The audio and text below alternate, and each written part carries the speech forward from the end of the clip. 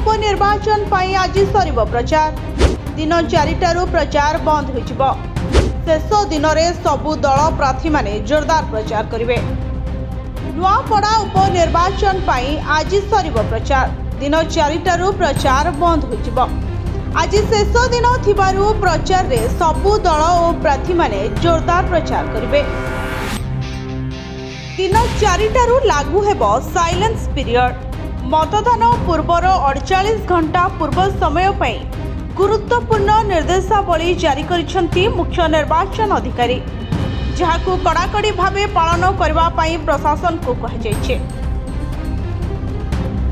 मतदान 48 घंटा पूर्वर अवधि अर्थात नीरव अवधि कौनसी राजनैतिक प्रलोभन किंबा प्रचार द्वारा प्रभावित न होई भोटर माननकु सेमानक मतदानर निरपेक्ष निष्पत्ति निर्णय करबा पई जोगै दिया जेबो।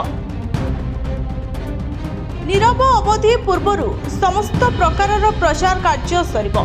समस्त राजनैतिक व्यक्तिविशेष एवं कार्यकर्ता जो मानकु संपृक्त निर्वाचन मंडली बाहरु अणा जाय थाए प्रचार अवधि शेष हेबा परे सेमाने सेही निर्वाचन मंडली रे आउ रहि परिबे नाही। एहासह कल्याण मंडप किंबा कम्युनिटी हॉल इत्यादि रे कोनोसी बाहर अंचलर लोक रहउछंती कि नाही ताहा पुलिस जांच करिबो। लॉज और अतिथि गृह गुड़िकरे अतिथि तालिकार मध्य जांच कराजिबो। मतदान शेष हेबार 48 घंटा पूर्वरु कोनोसी साधारण सभा किंबा शोभायात्रा आयोजन हेबो नाही। निर्वाचन मंडली रे केवल स्थानीय भोटर माने रहउछंती कि नाही ताहा सुनिश्चित करबा पई परिचय पत्र जांच करिवे।